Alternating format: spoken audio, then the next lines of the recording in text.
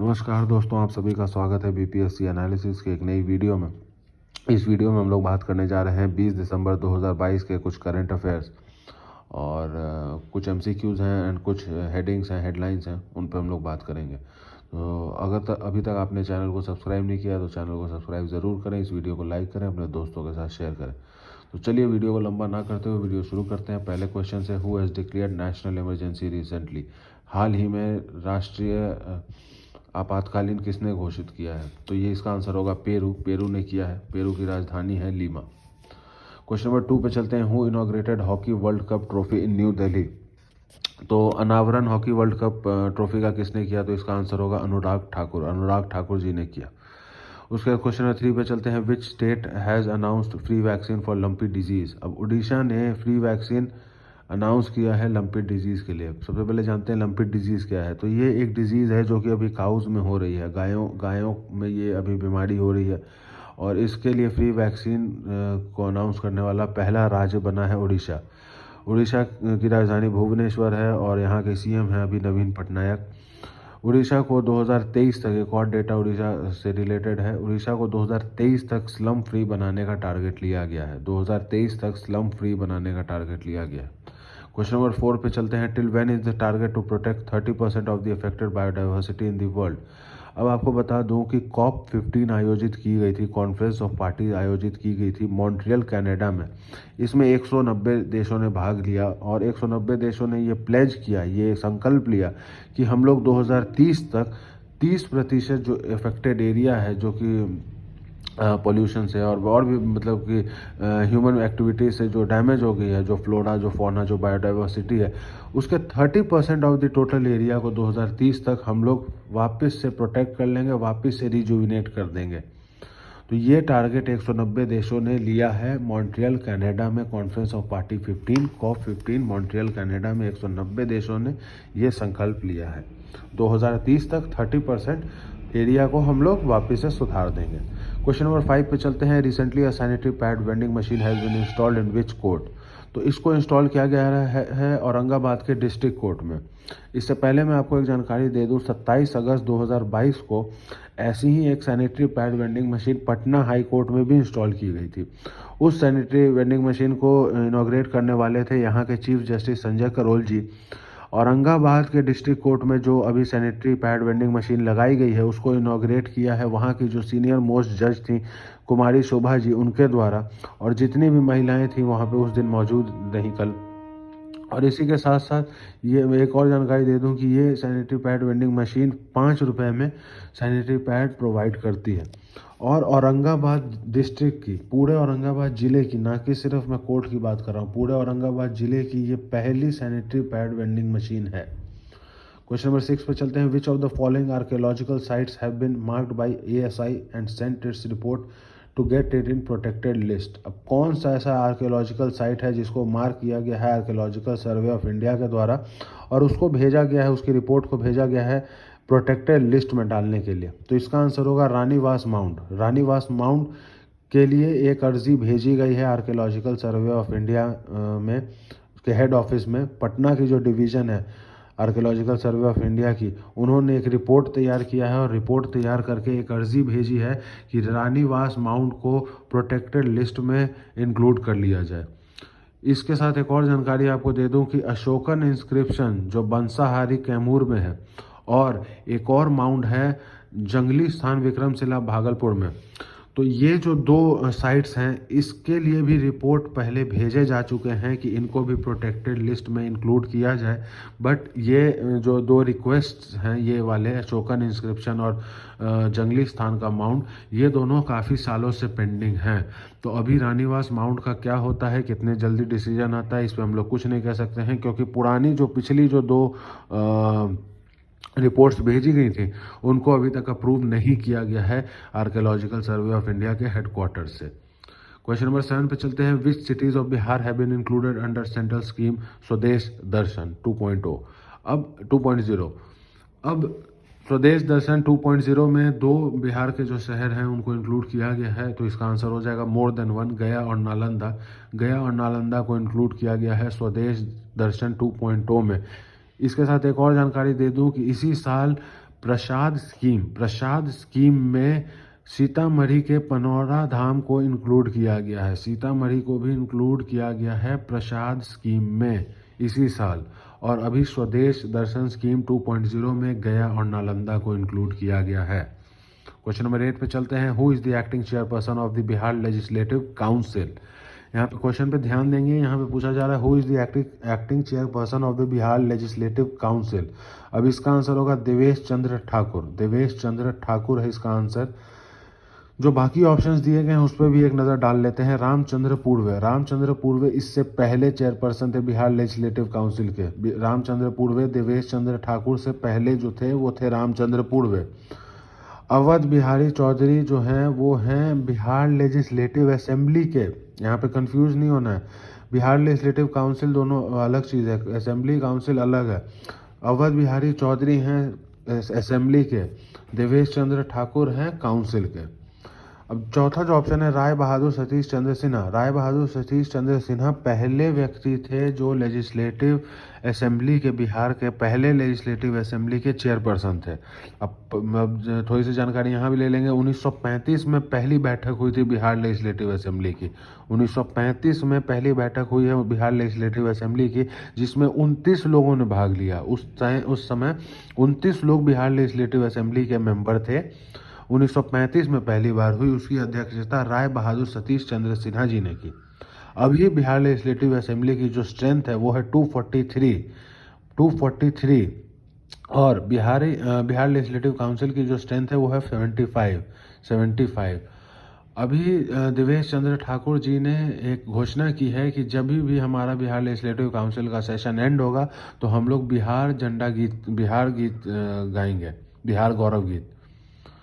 तो ये एक डिसीजन आया है देवेश चंद्र ठाकुर जी की तरफ से और उन्होंने अपनी धन्यवाद भी व्यक्त किया है नीतीश कुमार और तेजस्वी जी पे कि उन्होंने इस चीज़ को पास किया। क्वेश्चन नंबर 9 पे चलते हैं। Which state has recently launched anti conversion bill. कौन सा ऐसा राज्य है जिसने हाल फिलहाल में ही एंटी कन्वर्जन बिल लॉन्च किया है? तो इसका आंसर होगा हरियाणा। हरियाणा ने लॉन्च किया है और ये स्पेशली जो एंटी कन्वर्जन बिल है ये स्पेशली टारगेट किया जा रहा है आपके कन्वर्जन को फॉर एनी मैरिज पर्पस रोकने के लिए। अगर आप सिर्फ शादी के लिए कन्वर्जन कर रहे हो, शादी के पर्पस से या उस तरह से, तो उसके लिए बेसिकली ये उस चीज़ को स्टॉप करने के लिए ये ऐसा एंटी कन्वर्जन बिल लाया जा रहा है। और यहाँ तक कि अगर किसी दो समुदाय में शादी अगर अगर कोई दो समुदाय में शादी हो रही है अगर, और वो एक मास लेवल पे हो रही है, मतलब बहुत सारी शादियां भी अगर एक साथ में हो रही हैं 10, 15, 20 जो कम्युनिटी मैरिज होता है, देखते होंगे आप लोग, खासकर नॉर्थ इंडिया के राजस्थान और हरियाणा रीजन्स में ये काफ़ी फेमस है।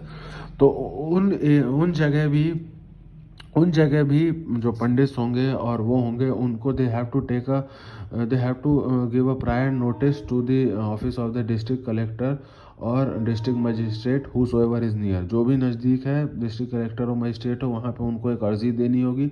अर्जी पास होने के बाद ही वो इस तरह से एक बार में 10-15 शादियाँ करवा सकते हैं जो इंटर रिलीजन अगर हो रही हैं तो। क्वेश्चन नंबर 10 पे चलते हैं। Recently 1971 war hero died, who was he. तो अभी हाल फिलहाल में ही लैंस नायक भैरन सिंह की मृत्यु हो गई है। इनको होमेज देने के लिए अमित शाह जी भी पहुंचे थे और प्रधानमंत्री मोदी जी ने भी इनको श्रद्धांजलि दी है और कहा कि काफ़ी दुखद है इनकी मृत्यु और हमें इनके जाने का अफसोस होगा। इस तरह से इनके बारे में बोला गया है। भैरन सिंह लैंस नायक कौन है ये भैरन सिंह? अब 1971 में इन्होंने काफ़ी एक अच्छा रोल प्ले किया था और बॉर्डर मूवी एक आई थी, आप सभी को मालूम होगा 1997 में, 1997 में बॉर्डर मूवी आई थी। तो सुनील शेट्टी ने जिनका रोल प्ले किया था वो ये भैरन सिंह ही थे, जिनका रोल सुनील शेट्टी ने प्ले किया था। तो अभी इनकी देहांत हो गई है। 1971 के ये वॉर हीरो रहे थे। क्वेश्चन नंबर 11 पे चलते हैं। Who has become the 5th largest trade partner? 5वां लार्जेस्ट ट्रेड पार्टनर कौन बना है? तो ये बना है रशिया। अब यहाँ पे मैंने लिख दिया है सबको, तो ये आपको आसानी हो जाएगी याद करने में। ये हैं पार्टनर्स। सबसे नंबर 1 पे यूएस, सेकंड पे चाइना, थर्ड पे यूएई, फोर्थ पे सऊदी अरेबिया, फिफ्थ पे रशिया। पहला USA, second China, third UAE, fourth Saudi, fifth Russia.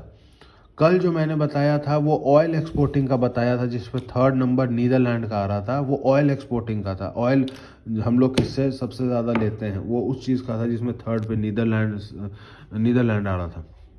Question number 12 पे चलते हैं। Pope orders to return Parthenon sculptures in Vatican City to Greece, how many years old were they. तो ये pope ने order किया है, ये 2500 साल पुराना 2500 साल पुराना स्कल्पचर्स है। कुछ प्रॉपर तो नहीं है, कुछ उसके पार्ट्स बचे हैं। ये पार्थिनियन क्या है ये मैं बताता हूँ। ये एथेंस की, सिटी ऑफ एथेंस है बेसिकली, जो कि डिस्ट्रॉय हो गई थी। तो इसके जो भी अवशेष बचे हैं, जो भी चीज़ें बची हैं, उसको वापस करने के लिए, ग्रीस को वापस करने के लिए बोला गया है। ये 2500 पुरानी अवशेष हैं जो रखी हुई हैं वहाँ पे, और इसकी धार्मिक मान्यता भी है। इसकी धार्मिक मान्यता भी है साथ के साथ में, इसलिए ये ज़्यादा इम्पोर्टेंट होता है। चलिए 4 न्यूज़ हैं, उसको हम लोग कवर कर लेते हैं। राजस्थान के सीएम अशोक गहलोत ने अनाउंस किया है कि एलपीजी रिफिल 500 रुपीज़ में करवाएंगे उज्ज्वला स्कीम के तहत। अब इस 500 में करवाने में एक वो है कि सिर्फ आपको 1 साल में 12 सिलेंडर्स मिलेंगे, मतलब समझ लो कि 1 सिलेंडर पर मंथ। लेकिन ये 1 सिलेंडर पर मंथ जितने भी below poverty line BPL card holders हैं, उनको 500 रुपीज़ में 12 सिलेंडर्स पर ईयर दिया जाएगा, 1 सिलेंडर पर मंथ। अगले उस पर चलते हैं। सरदार पटेल, विनायक दामोदर दास सावरकर, महात्मा गांधी, बी.आर. अम्बेडकर, सुभाष चंद्र बोस, स्वामी विवेकानंद और 12th सेंचुरी के रिफॉर्मर बासवना की फोटो की पोर्ट्रेट लगाई गई है कर्नाटका के काउंसिल में। अब इस पे सवाल ये आ रहे हैं, कांग्रेस के जो सपोर्टर्स हैं और कांग्रेस के जो मंत्री हैं, उनका ये कहना है कि जवाहरलाल नेहरू को इंटेंशनली इस पिक्चर में साइड लाइन किया गया है, उनको ग्लोरीफाई नहीं किया गया है, उनको इंटेंशनली साइड लाइन किया गया है इस पिक्चर में से। तो ऐसा कांग्रेस के कुछ व्यक्ति कह रहे हैं, लेकिन ये काफ़ी वैसे भी अफसोसजनक है, क्योंकि जवाहरलाल नेहरू भारत के पहले प्रधानमंत्री थे। तो उस चीज़ की मर्यादा को हमें रखते हुए कोई भी सरकार हो, भले ही उनके विचार नहीं मेल खाते हों कांग्रेस के विचार से या दूसरी विचारधारा से, बट जो एक व्यक्ति की पर्सनैलिटी है उसको रिस्पेक्ट करना चाहिए। ये एक मेरा पर्सनल पॉइंट ऑफ व्यू। अगले उस पर चलते हैं। Bhutto remarks spark debates over cricketing ties between India and Pakistan. अभी क्या है, पाकिस्तान को इंडिया आना था 2023 वर्ल्ड कप के लिए, इंडिया को पाकिस्तान जाना था एशिया कप के लिए। तो अभी ये सारी चीज़ें, क्रिकेटिंग जो टाइज हैं इन दोनों देशों की, ये अभी खतरे में नज़र आ रही हैं। क्यों? क्योंकि अभी ब्लाइंड क्रिकेट टूर्नामेंट ऑर्गेनाइज कराया जा रहा था इंडिया में, और पाकिस्तान के ब्लाइंड क्रिकेट टीम ने अर्जी डाली थी वीज़ा की, बट उनके अर्जी को खारिज कर दिया गया, उनकी अर्जी को मना कर दिया गया, उन्हें मना कर दिया गया कि आपको वीज़ा नहीं दिए जाएंगे। तो पाकिस्तान की ब्लाइंड क्रिकेट टीम, आप देख लें इस चीज़ को, on human grounds, on moral grounds, एक ब्लाइंड क्रिकेट टीम है वो, उसको भी डिनाई किया गया है वीज़ाज़। क्योंकि जो यूनाइटेड नेशन सिक्योरिटी काउंसिल में आप देख रहे होंगे कि हमारे एक्सटर्नल मिनिस्टर एम जयाशंकर, और उधर से क्योंकि भुट्टो साहब की भी लेगेसी रही है, पिछले 3 जनरेशन्स उनके भी रहे हैं इसमें, पाकिस्तान के लिए लीडिंग रोल प्ले किया है। तो ये सारी अभी कॉन्फ्लिक्ट्स चल रही हैं, और जो टेंशन्स हैं वो इंक्रीज ही होती नज़र आ रही हैं। कहीं अभी शांति अमन का माहौल होता नज़र नहीं आ रहा है अभी। हाँ, फिलहाल अभी फ़िलहाल जो मतभेद चल रही है वो सिर्फ बोली पे चल रही है, अभी सिर्फ कथा कथनी ही चल रही है, वैसी कोई जंग की बात नहीं है। लेकिन फिर भी ये अमन और शांति के लिए ठीक नहीं है। अगले पे चलते हैं और वीडियो को एंड करते हैं। अगला न्यूज़ है, crypto exchange FTS on verge of bankruptcy. अब ये क्रिप्टो की एक्सचेंज है, क्रिप्टो करेंसी आप सभी जानते हो कि ब्लॉकचेन टेक्नोलॉजी पे एक बेस्ड करेंसी एक्सचेंज है, जिसका कोई बैरियर्स नहीं है। जैसे आरबीआई को कोई रूल कर रहा है, स्टेट बैंक को कोई रूल कर रहा है, बट रुपी हो गया तो रुपी को आरबीआई रूल कर रहा है। लेकिन क्रिप्टो एक्सचेंज के क्रिप्टो करेंसीज ऐसी हैं that is not being ruled by any of the governing authorities. कोई भी वर्ल्ड बैंक, आईएमएफ, किसी के द्वारा वो गवर्न नहीं होता है। तो क्रिप्टो पे एक अलग वीडियो बनाएंगे, उस पर बात करेंगे। तो अभी क्रिप्टो की जो एक्सचेंज है FTX, वो बैंकरप्सी के कगार पे है। वो मतलब कि कंपनी बंद होने के कगार पे। अब दिक्कत यहाँ पे क्या है, उसके पास पैसा नहीं है। अब यहाँ पे ये न्यूज़ इम्पोर्टेंट इसलिए है क्योंकि जितने भी इंश्योरेंस कंपनीज थी उन्होंने मना कर दिया है इंश्योरेंस प्रोवाइड करने के लिए FTX के ओनर्स को। इनिशियली उन्होंने इंश्योरेंस किया था, अभी उन्होंने मना कर दिया है। तो देखते हैं आगे इस पर क्या डिसीजन आता है। मेरे ख्याल से इसमें कोर्ट का इंटरवेंशन होगा। लेकिन क्रिप्टो एक ऐसी करेंसी है जिसका कोई अथॉरिटी नहीं है कि हाँ भाई ये अथॉरिटी इसको रन कर रही है, ये अथॉरिटी इसको चला रही है। तो कोर्ट के घेरे में अगर हम लोग लाते भी हैं तो किसको लाएंगे, कौन सी अथॉरिटी को लाएंगे। तो ये सारी चीज़ें। तो आशा करते हैं ये वीडियो आपको पसंद आई होगी। इस वीडियो को लाइक करें, अपने दोस्तों के साथ शेयर करें, और इस चैनल को अगर अभी तक सब्सक्राइब नहीं किया है तो सब्सक्राइब करें। इसी तरह से हम लोग आते रहेंगे। रोज़ करंट अफेयर्स की वीडियो मेरे चैनल पे इस पे आएगी, एंड हर वीक की और हर मंथ की भी हम लोग एक कंपाइल्ड करंट अफेयर्स की भी वीडियो बनाकर डालेंगे। तो चलिए मिलते हैं, तब तक के लिए अगले वीडियो में। Bye bye.